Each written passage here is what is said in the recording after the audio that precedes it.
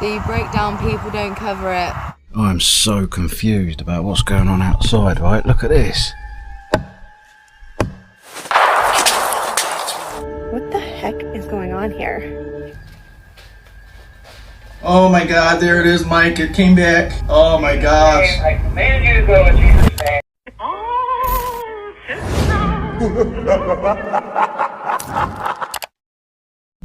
Vicky runs a channel where she shares her passion for the outdoors, camping trips, remote adventures, and peaceful escapes into nature.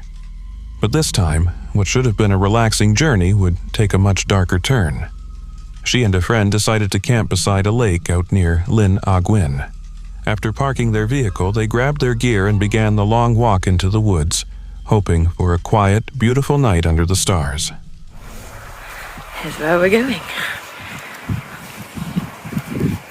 So we think we found quite a little quiet lake spot for tonight. It's near Llyn Ogwyn and that little busy area. And yeah, so hopefully think I've been quite clever in where we've parked and how we found it. And thinking we're going to be fairly alone tonight. So that's always good in Snowdonia in September. See that little dot up there? That's Amy at the top of the hill. And here's me back at the bottom. Because why? We forgot the water filter.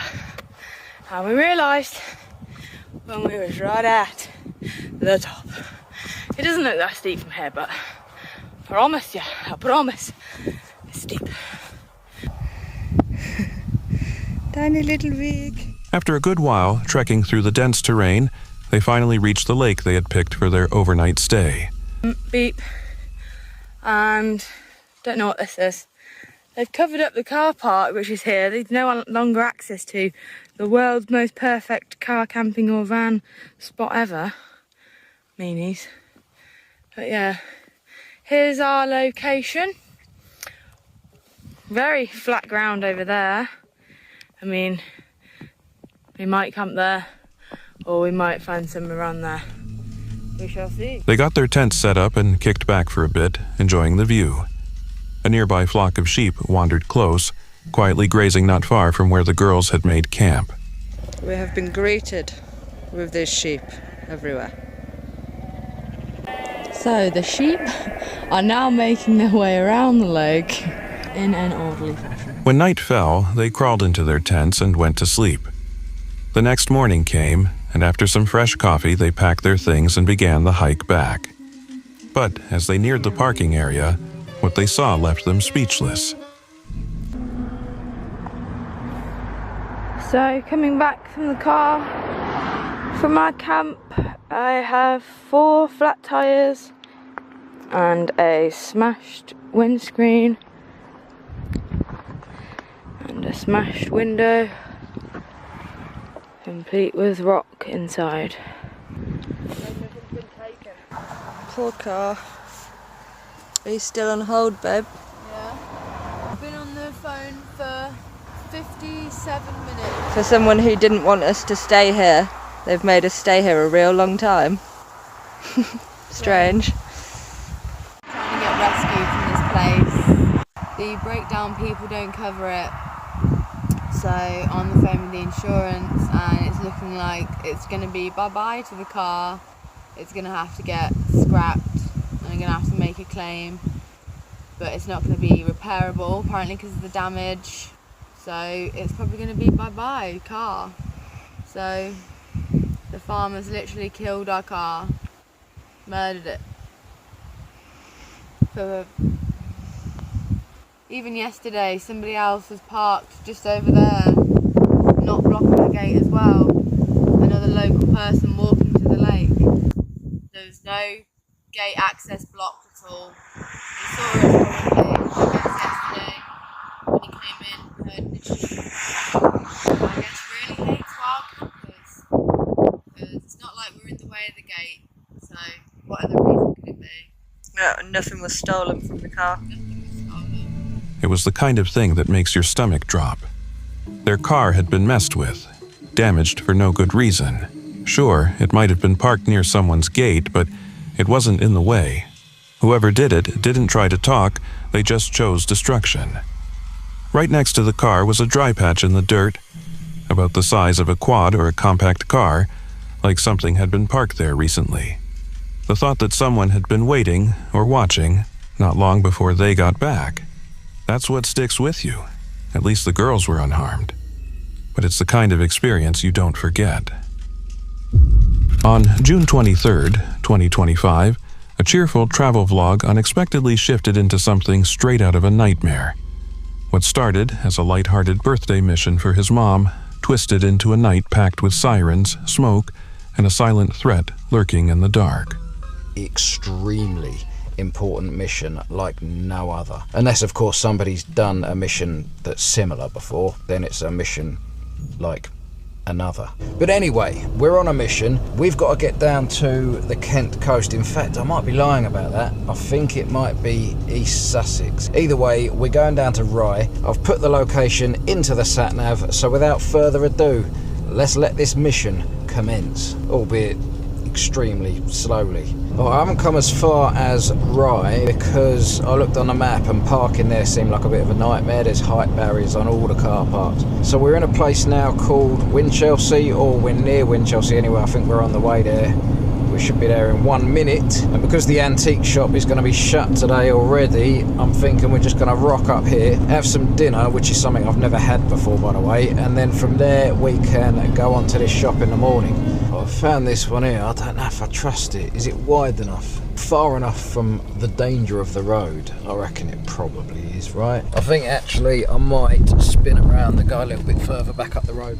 The ones up there, whoa, I'm stacking it. The ones up there are more like spaces just for one vehicle, and I'd rather, just in case we get loads of visitors. Quite, it's a bit windy out here. But I thought I'd show you these sheep and the view before we head back. Look at that. But yeah, also this one here is on a little bit of a wonk. So, let's get back in the van, spin it around, and I'll go to one of the spots that I saw further up there. Alright, this one here seems better and a little safer. Plus, we do also have some sheep over this side as well. So let's drop the anchors and prepare. His original plan? Visit Rye, check out antique shops, and find a unique present. But after dealing with frustrating parking limits, he bailed on the idea and parked near Winchelsea Beach for the night. Quiet fields, coastal breeze, sheep dotting the landscape. It felt safe. He made dinner, relaxed, and settled in. But that peace shattered fast. A van suddenly pulled up, oddly close despite open space all around. Then, a man dashed past his camper, panting hard, and then came the smoke. A fiery glow lit the sky. I'm so confused about what's going on outside, right? Look at this. What is that? It looks like smoke coming out. Right, hold on a second. This is bad. Right, some lorry was just outside mine. Or just out the front. I swear that's a fire. That is not clouds. What is happening?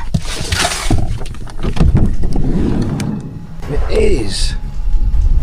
What is happening? Right, so I'm trying to film me at the same time as filming the fire up there.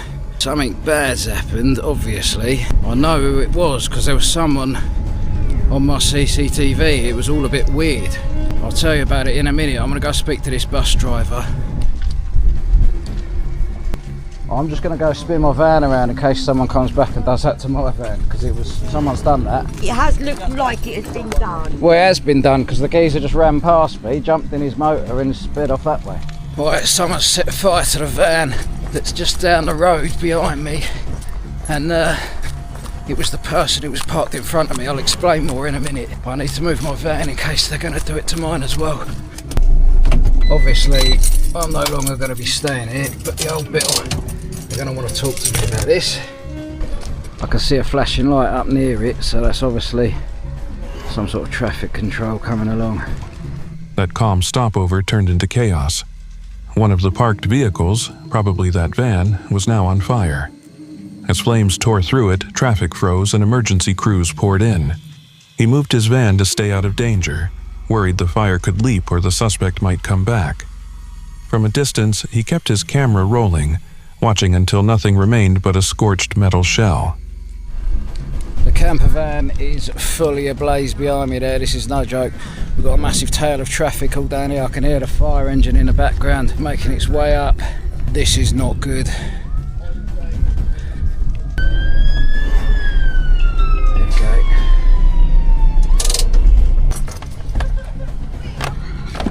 Apologies, I know you won't be able to see much on my camera right now, but I'm walking up the little ramp up onto the wall of the beach, and I can't see anything. Where's my torch? Now I'm just going to walk along the top. I'm just going to see if I can see it a bit better from up here. It looks like they've already put it out, to be honest. I've just been chatting to those guys. It's probably been about 10 minutes now since that fire engine turned up.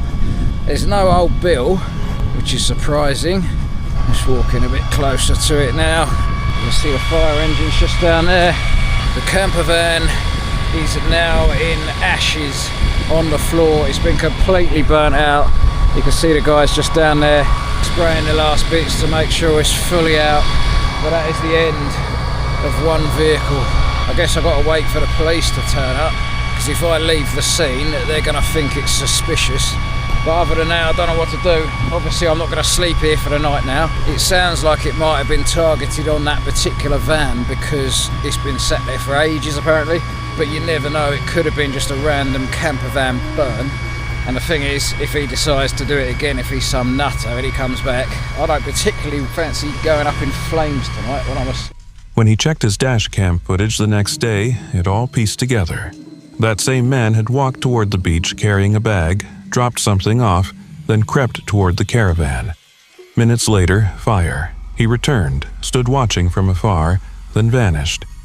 His face was hidden the whole time, and no license plate was ever caught. But one thing was clear. This wasn't some freak accident.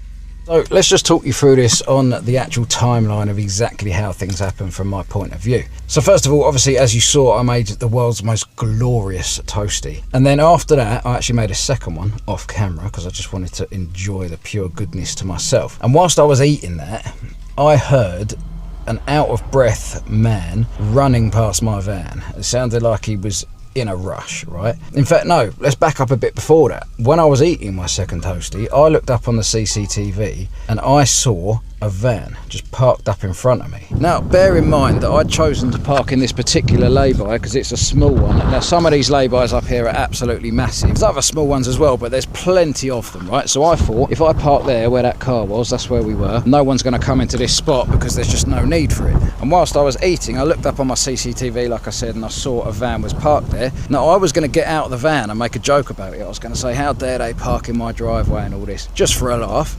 But before I had a chance to do that, I was finishing my food, and like I said, this geezer ran past the van that way and up here. Now, as soon as I heard his footsteps running and panting past my van, I looked up on the CCTV. I was like, what's all that about? Why is someone out for a run at this time of night? But I saw that he jumped straight into his van and sped off, which I thought was a bit weird, and I was wondering why. In my head, I just come to the conclusion that maybe he'd been caught short. He needed the toilet, and he'd run up onto the beach, done his business, and then he jumped back in the van and just carried on his journey. So I looked back on the camera and I saw a light on the front camera and a light on the rear camera, and I thought it was just headlights coming down the road. One of them was, it was a bus that was coming down this road here. That's the bus that you saw last night. And the other light was up there, which turned out to be the fire, but at the time I thought it was another headlight coming. Whether it was revenge or random destruction, it proved how close danger can come. What if it had been his van instead? What if he hadn't moved? Or worse, what if he'd been asleep inside? Out in the wild, even the most peaceful spots can flip without warning. You tell us. Was he just lucky, or did he dodge something much darker? Before we dive in, if you're into chilling encounters and strange stories, make sure to like the video and subscribe to the channel. Now, let's get into it. Arms Family Homestead is a channel that offers a calm window into rural life. Fishing, hunting, working the land, and enjoying the peace of country living. It's laid back and comforting to watch. In this particular episode, Daniel, the father, takes his son out for a hunting trip on their wooded property. And just a heads up before it starts, while this episode includes hunting, there's nothing graphic shown. No animals are harmed on screen, so it's safe viewing. Emily struck out this morning. It's just the first day of season, but she had a birthday party to go to, and this guy has a tag in his pocket burning a hole. so to speak. They're electronic now. Tags are electronic. But Limpy Gimpy has been in the field like 3 nights in a row. I saw him last night bow hunting, and I just couldn't do it. If he shows up tonight, I don't think we're gonna have the same problem. I might try if I kill him. We'll see. I don't know. Houston and I are gonna head to the woods, and maybe he'll have 2 bucks on the ground, and Emily's still at 0. Once they arrived on their land, it didn't take long to start spotting deer. They kept quiet, taking time to admire the animals moving through the woods. Bad news. Limpy Gimpy is on camera in the field where we usually hunt. He's been here in this field at least 3 evenings in a row.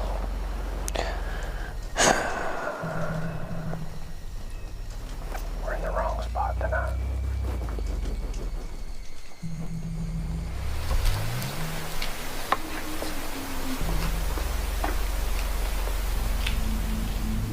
But their peaceful moment was suddenly shattered when 2 armed men began making their way toward Daniel's private land from a distance. Daniel and his son remained silent, hoping to avoid startling the deer, but the calm didn't last. Are fixing to be trespassers. They're sneaking up on our deer, trying to take a shot of the 3 deer that are right in front of us. They better not. You be still. You be still.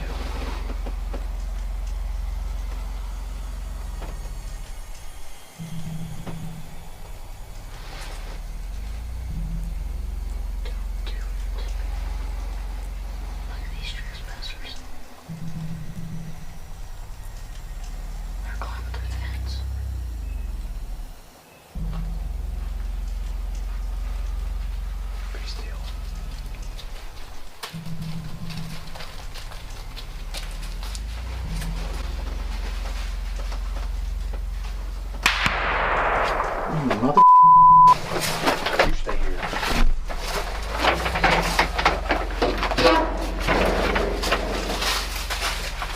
Hey! You better run, you piece of crap! Yeah, that's what I thought. Run, you little. Hey! You poaching SOB! Get over here!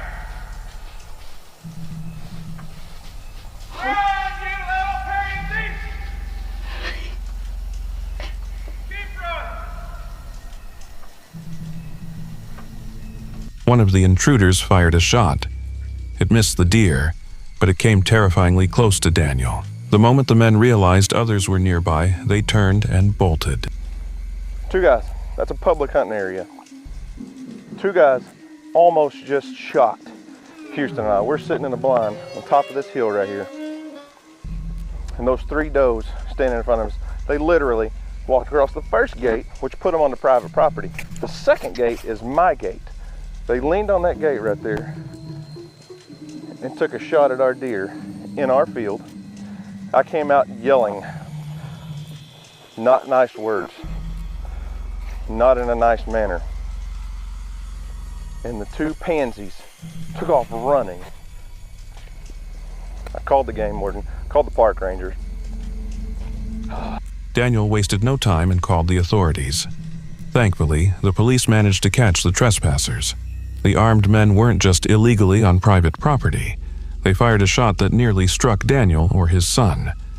It was an extremely dangerous and frightening situation. His son was visibly shaken, still trying to grasp how narrowly they avoided disaster. With a gun nearly pointed their way, this could have ended in tragedy. Luckily, they both made it out unharmed.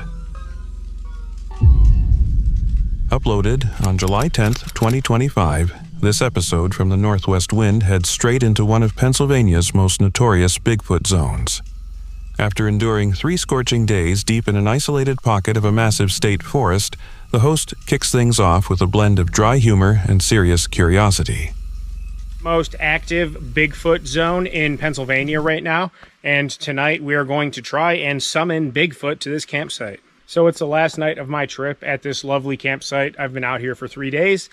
Very moist, tired, flummoxed. We've eaten good. We've slept not good. We are out here in north central PA. I don't want to give away the state forest that I'm in. It's also along a very popular watershed with fishing and recreation and all kinds of stuff. Very, very isolated, but also a very, very big draw. If you're looking for Bigfoot and Sasquatch sightings, there's a very big concentration of those in this area. I'm out in Pennsylvania all the time. I've only had one encounter in Pennsylvania where I was not sure what I had encountered. It was something that's a human. It was a noise that I could not explain that sounded very ape-like, like but also from far enough away that I had no semblance of really what it was or what it looked like or how big whatever it was from the top of a ridge in a steep river valley, kind of like one I'm in now. Since I've already been here for 2 days, camp is already set up. I filmed another camp last night. Tent set up, bed stuff. I slept in it last night. I do have some firewood, so we're going to build a nice, delicious, cozy fire tonight. I finally broke down and bought myself a thermocell, and let me tell you, I did not know what I was missing out on. I've put on so much bug spray the past 2 days that I've been out here that literally, like, it was burning my eyes and burning my forehead, and my hands were so moisture, chafing, and it still was not keeping them away. I think it has about a 15-foot radius, and it's working like a charm. I'm not endorsing this product. It's not a product placement. I'm just telling you I bought a thermocell, and it's working pretty good. The trip was half cryptid experiment, half lighthearted jab at folklore. The creator shared his views on Bigfoot openly. He wasn't all in, but he wasn't dismissing it either. In his own words, Bigfoot might be real, or it might not. And honestly, both sound believable when you consider how wild and untouched some places in north-central Pennsylvania really are. The campsite he picked wasn't random. It sat at the end of a remote road, buried inside more than 145,000 acres of thick forest, a place long known for strange sightings. For the past 3 days out here, so very hard to sleep, very moist. Luckily, I have my USB fan. I did not put my fly on my tent just for breathability's sake. Sleeping with both doors and walls completely open. Last night was absolutely miserable. So it is what it is. I got one more night. We're going to fish again tomorrow and then go home and hopefully hang out with Bigfoot for a few minutes. Nice and secluded campsite though. Got a fire ring, which is nice. I did bring some wood. Gonna collect some little kindling and punky logs and we're gonna get a fire going after dinner. Got a nice campsite here. We are at the end of this road. The road dead ends right there. We are in a state forest and I have the truck with me, meaning I'm able to be bougie. I've got power station in there. We've got the Yeti cooler and we're down at the end of this road, but also down in this little hock down here. So I'm asking all of you, I don't know if I believe cold-hearted truth, fact, 100% in Bigfoot or Sasquatch or some kind of bipedal primate style creature figure that lives in small populations in desolate rural areas. I see it as being very plausible or possible. I don't say it's impossible because it's definitely not. There's a lot of videos that you could tell are fake. There's a lot of videos and photos that are questionable. And there's a lot that are like, is that real? In my mind, there's only two possibilities. Either it's real or it's fake. We haven't explored every square foot of even Pennsylvania, for example, where I am right now. So could it be out there? Yes, I guess. To stack the odds, he tried some of the classic bait methods. He stuck an apple high on a tree branch and laid half a hot dog nearby, both popular offerings among cryptid hunters. These were meant to tempt whatever might be lurking just beyond the trees. He spent the night trying to spark a response. Go lay down. And apparently Bigfoot are very much communicative creatures, so they say, and will communicate with wood knocks. I've heard some things that resemble wood knocks before, but never really attributed them to Bigfoot. So we're going to knock on these trees a couple times and see if we get a response, or see if once we do it a couple more times and we're in our tent, or just once everything becomes quiet, if we hear any in return or hear any in general.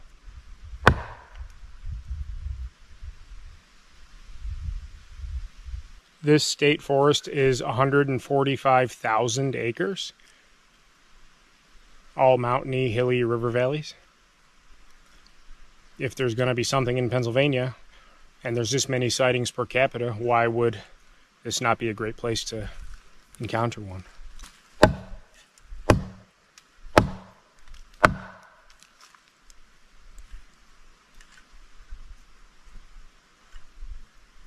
I know this might be a goofy video idea, but I know I'm a goofy person, but I believe that I could possibly believe, so I am trying to take this somewhat serious and do what I have seen and heard works, which is, yeah, an apple and sacrificing food, as well as wood knocks.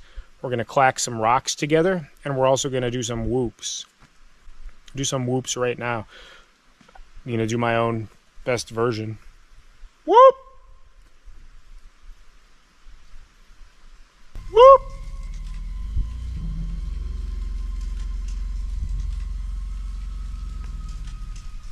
There were wood knocks, stone taps, and those eerie, whooping calls.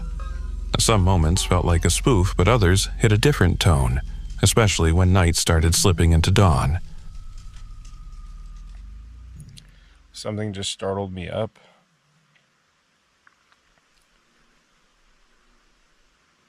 I don't know what it was that woke me, but I was having deep, vivid dreams. And all of a sudden I was just wide awake. And I heard something that I want to say sounded like wood knocks. Very close. Maybe a couple 100 yards up the hill. Like, close, though. I thought I heard it once. Then I heard it again. Like, go back and watch my wood knocking. That's what it sounded like. Like, intentional wood knocking sounds.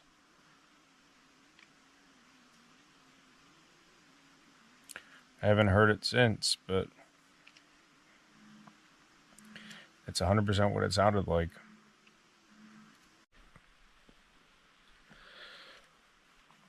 Just before 5 a.m. I actually have been sleeping pretty good tonight. I did wake up to pee a few times and heard those knocks. Thought I heard what was, I don't know if it was just a growl of something, but something made a noise. But nothing that felt anything close to like, it was like but it was like not a 7-foot tall hairy man sound. It's about 5:30. Light enough out right now, where I'm just gonna get up, bite the bullet. I think just laying here for 40 more minutes-ish until my alarm goes off is not gonna do me any good, so we're gonna get up and... Right around 5 a.m., in that blurry space between sleep and full awareness, he heard 2 solid wood knocks. They weren't distant or weak. They were clean, deliberate hits, just like the ones he'd made earlier. It snapped him wide awake. What came next was even more unsettling. Let's go. Like I said again, I'm gonna bet that they're both still there. They're gone.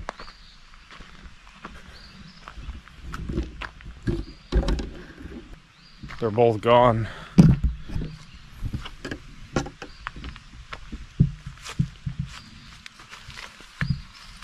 The apple was up there. The hot dog was right here.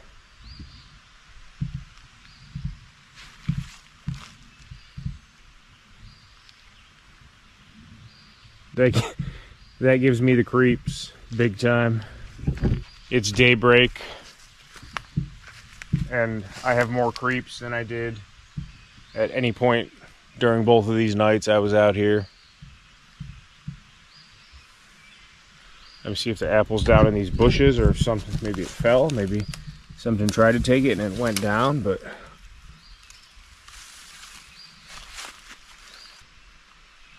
I just got like a chill down my spine.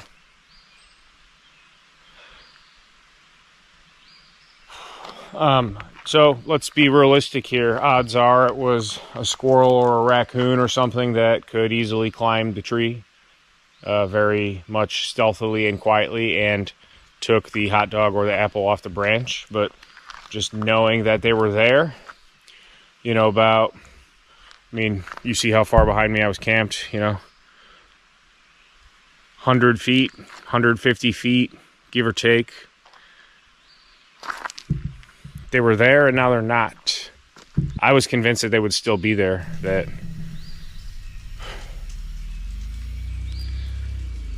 all right, well, there's that. By morning, the apple and hot dog, each placed separately and clearly visible, had both vanished. Sure, raccoons or squirrels could have been to blame, but the fact they disappeared so quietly, without any commotion, made it all feel weirder. The host confessed that something about seeing the empty spots in daylight unsettled him more than anything from the night before. He laughed it off, but that uneasiness lingered. Even if nothing overtly supernatural went down, the strange silence, the food gone without a trace, those knocks, something about it all just felt off. Maybe Bigfoot had wandered through, or maybe the forest itself played along. Either way, no gimmicks, no jump scares, just mystery. No creature showed itself, but for the northwest wind, that uneasy feeling and a couple of missing snacks might have been more than enough. What do you think happened out there? Arnold Outdoors is a channel built around rugged wilderness escapes, fishing, hunting, camping, and pushing deep into remote terrain. This time, they headed way out into the isolated corners of Bend, Oregon, looking for some peaceful solitude off the grid. But instead of finding quiet, they ran into something else. There's people up here. That was a spot there that had a fire pit. Yeah, that's the one we said. It's kind of too close, yeah. Too close to this guy because he's right up here. Yeah. So we'll see if, when we passed, he was just sitting there. So we'll see if he's setting up camp or if he left. Yeah. That's the big if. And if he left, that's home sweet home for the night, most likely. And if he stayed, then there's another spot back down towards China. Yeah. That we're going to stay at. Because I feel that's far enough away to feel safe. For me. Yeah. So, we're in the middle of flipping nowhere. You can't even see nothing. You can see the glow of Bend, I think, back I don't think it comes through on the camera, but over there you can see the glow of Bend. Yeah. And over there you can see one lone little, or two actually. Yeah, you can't see. Fire. Yeah. Maybe a fire Possibly. 2 or 3 miles off and another little light way off. But yeah, we're not going to know what this place even looks like till tomorrow, so. They thought they'd locked down the perfect spot, but something felt off. Alright, so we gotta leave. There's creepy ass people with red headlamps coming towards us out of the woods. Well, here's what happened. About 400 yards off. No, not even. Like 300. Yeah, 300 yards. And once we parked, back up a little. That's what I'm doing, man. They separated from each other. Well, let's start from the beginning. Yeah. There's 2 people with red headlamps on and 2 people with bright headlamps on. Yeah. And you can see them moving. We can see silhouettes against the moonshine. Yep. There's what little bit of lights out here. And you can tell by the way they were bobbing that it was clearly people. And they were walking towards us. And it's the kind of red headlamps that you can't see very well. You can't see very well. But you can spot critters and stuff. I don't know. And Too creepy for me, man. And they were splitting up and heading down towards us. So no, we're out of here. We'll find somewhere else. So. Yeah, they were spreading out and heading towards us. So they packed up and pushed farther in, finally finding a decent place to settle. Camp was set, dinner was made, and they were just starting to enjoy the fire. But the calm didn't last long, because what happened next turned the night tense real fast. Paulina Lake. And just with those 2 descriptions, if you drew a couple of circles, you could probably pinpoint our location. If you have the time. But that's roughly where we are. Out in the middle of nowhere. Yeah, kind of. You hear that? Yeah, what was that, a gunshot? Gunshot or a vehicle? Vehicle. Or Bigfoot screaming. Clear as day, dude. Sound like a vehicle on a gravel road. I caught it on the camera. Hopefully that was freaky sounding. Ears up, yeah. Twice, loud as hell. Almost sound like gunshots. It did almost sound like gunshots echoing. There's lots of people out here. Definitely a good shot. Close. Really close. Like within a mile. Probably within half a mile. It sounds like a 22, and it sounds like it's coming from that way. Sounds like it's coming from behind you.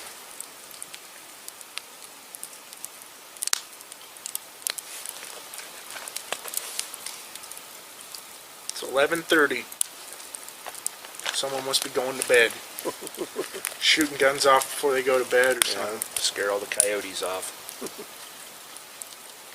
Sounded like a 22 to me. Kinda, yeah. Cracky, snappy. Freaks, man. It really sounds like it's coming from that way to me. I'm gonna turn my head.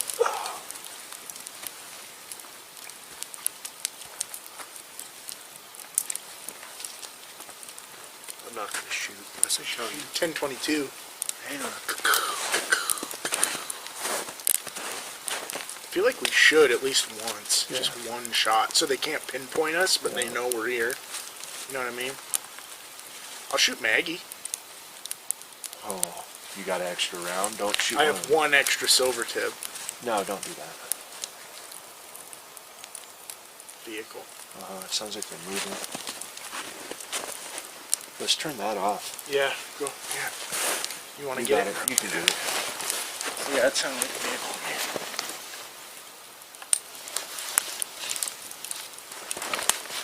It's revving up. Wow. Oh.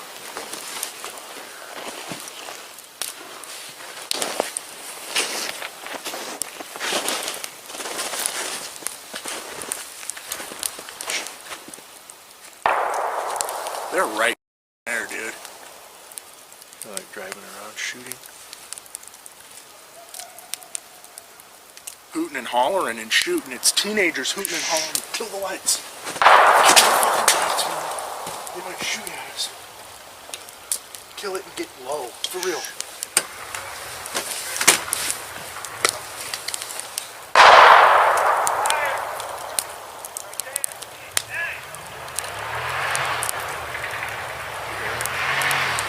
Fire. Where's? It's like, fire, don't fire. God dang, right there. No. I'm pretty sure he said, fire. The one dude said, where? And then he said, God dang, right there. Yeah, pointing towards like our fire. Yeah.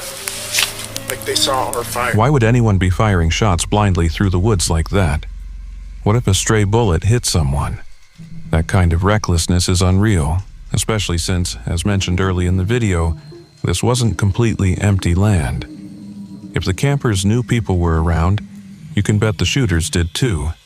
Luckily, nobody was injured, but one of those bullets came way too close for comfort. It wasn't until they spotted the fire that the shooters realized just how close they were to hitting someone. Then, finally, they bailed out. Honestly, what happened to camping? These days, it feels like dodging wildlife is the least of your problems. Maybe now, it's not about tents and bug spray, maybe it's time to pack a bulletproof vest too. Camping just ain't what it used to be. A solo hiker headed out on Louisiana's Wild Azalea Trail, buried deep inside Catahoula National Forest. Known for its lush beauty, the trail promised the kind of peace she'd been needing: birds singing, azaleas in bloom, and the stillness only nature could offer. She arrived early, parked in the official lot, and started gearing up. That's when she noticed him. One man, no pack, nothing in his hands but a single water bottle. She shrugged it off and started walking. But not long into the trail, there he was again, this time behind her. Out, started on the trail now. It's pretty quiet out here. It's lovely with the birds singing, and every now and then the wind comes through. When I was still getting ready at the trailhead, I encountered 3 young men who are out backpacking on this trail as well, and they let me know that a couple of them had done this trail before. Still by himself, still no backpack, just that same bottle in his hand, he tossed out a casual hello and passed by. But something didn't sit right. By mile 3, the pattern clicked. She'd seen him 4 times now. Once near her vehicle, again approaching from behind, another time farther ahead on the trail, and then near a junction where he seemed to be rummaging through the back of what looked like his own car. It appeared he was just now grabbing a backpack, which only deepened the unease. You ever just come across somebody and the energy is just off? That is what's been happening to me a little bit today. I'm about 3 miles in and I found this spot that I would really love to camp. But just as I was getting here, I saw somebody that I've seen twice already today. The first time I saw him, he only had a water bottle in his hand, no backpack or anything.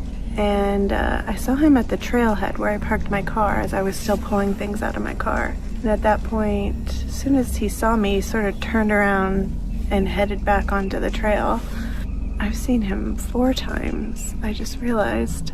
And then I saw him as I was hiking. I had started with my pack up the trail, and he came from behind me, still with just the water bottle.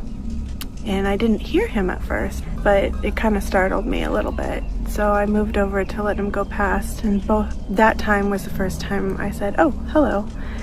And he just said, "Hi."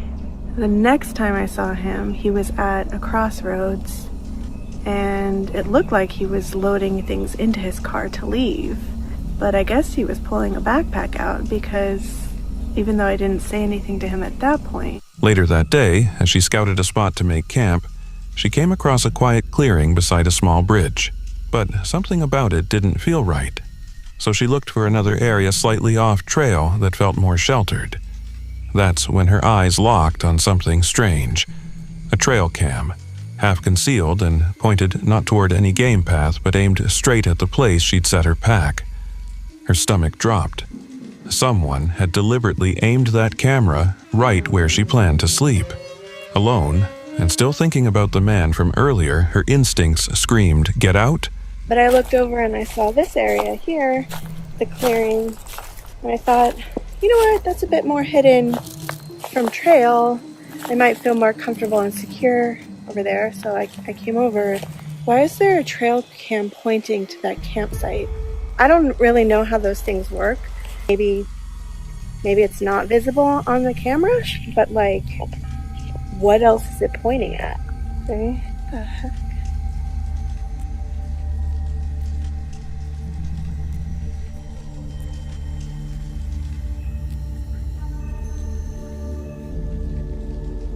Putting my camera right behind. My backpack is right there. That's where I was gonna camp. Like, that's an established campsite. Looks like this one is too, but what the heck is going on here? First, weird energy. Second, a trail cam pointed at a campsite. Oh, I think 1 strike, 2 strike. I gotta get out of here before 3 strikes and I'm out. Heading back, she remembered something odd. Access to that quiet little spot had been partly blocked by fallen logs, maybe to keep it hidden. But the final warning sign came when she recalled a group of men in identical red shirts she'd passed earlier. One of them looked familiar. Could it have been the same guy from the trailhead? That was enough. She didn't wait around. She packed her gear, walked straight back to the car. Is it just me? Or is that weird?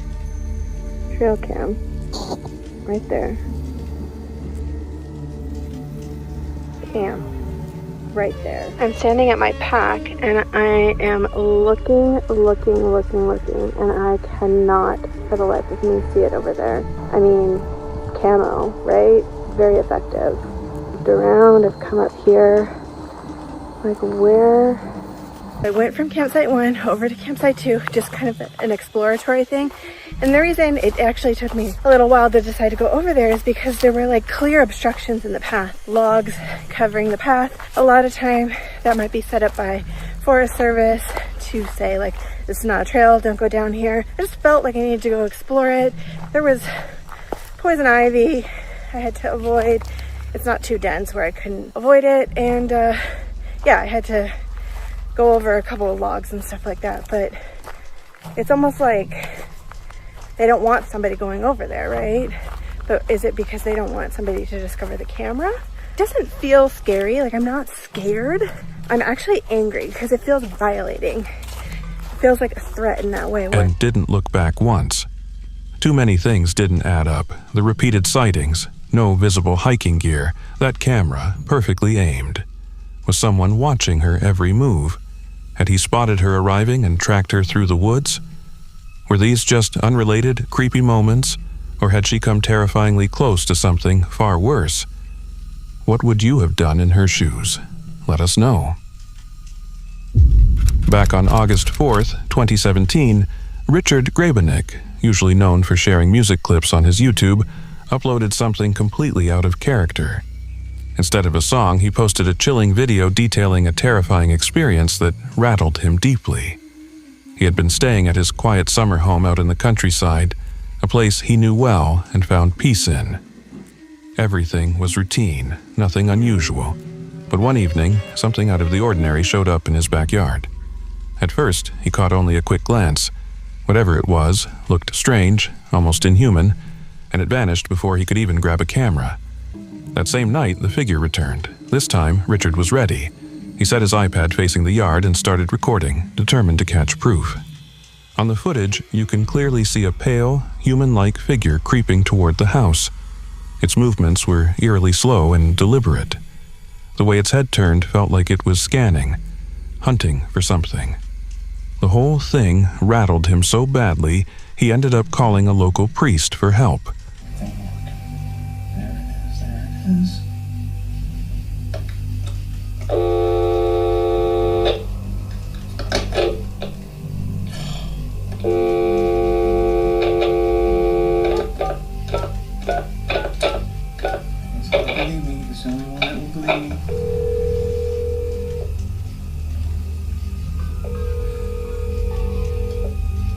Oh my God, I can't believe this.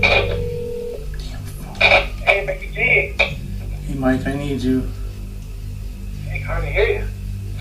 Can you hear me now? Can you hear me now? A little bit. Yeah. Alright, you're not gonna believe this. I got it on video now. People think I'm nuts. It's on video, it's playing right now. I put the iPad in the window and now this thing's coming up to the steps in my backyard, Mike. What's going on? It's like a weird demonic looking thing and it's like a human and it's all scratched down. And this is the second time this happened this week. And as I'm talking to you, this is all on recorded and it doesn't see me. I'm in that, you know, that sunroom? Alright, I've been putting the iPad out. It's around, and it happened. Weird things been happening around this time at night. Can I record it? You're on record. Everything's recording now. I can see the thing. It's like looking around weird. Is it recording the video? Yeah, right now it's on the video. It doesn't see me. I'm sitting back, but I can still see out the window really good. You should see. Hear you? No, it can't. But it's looking around like something out of a weird sci-fi movie. This thing is freaky. It's on video. Huh? Not a person? No, it's an evil identity. It's evil entity. This thing's like wicked looking, but it's a human form though. You gotta wait until you see the video. I got it on video. Okay, good. This is like one out of a million things that people will not. They'll think they won't think I'm crazy no more. Wait until you see this. Oh my God! It's like you should see this thing, Mike. Oh my God! Like a gargoyle. It's like a gargoyle, man.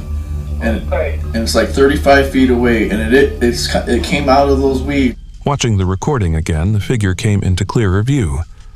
It crept forward cautiously, stepping out from the tall weeds at the far edge of his yard. Whatever it was, it didn't move like any normal animal. The posture and pace felt too purposeful, too strange. At one point, it slipped back into the darkness, only to return again. Its second appearance felt heavier, more menacing, almost like it sensed it was being watched. The mood shifted inside the house, like something invisible had settled in.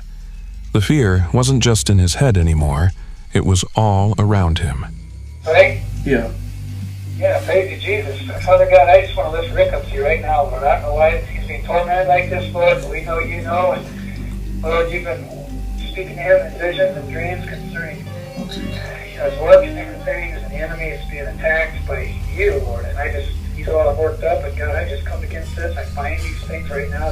spirits that are just harassing Rick and just coming into his yard. I just bind those things right now. I command them to cease and be still and be gone.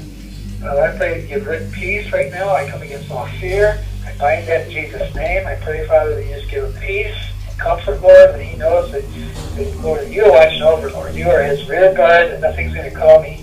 When you lay down at night, no sudden terror will come upon you. Oh my God, there it is, Mike. It came back. Oh my gosh. I command you to go in Jesus' name. This thing is looking weird. Oh my gosh. Oh my gosh. It knows something's going on, man. This thing is... Oh my gosh. Oh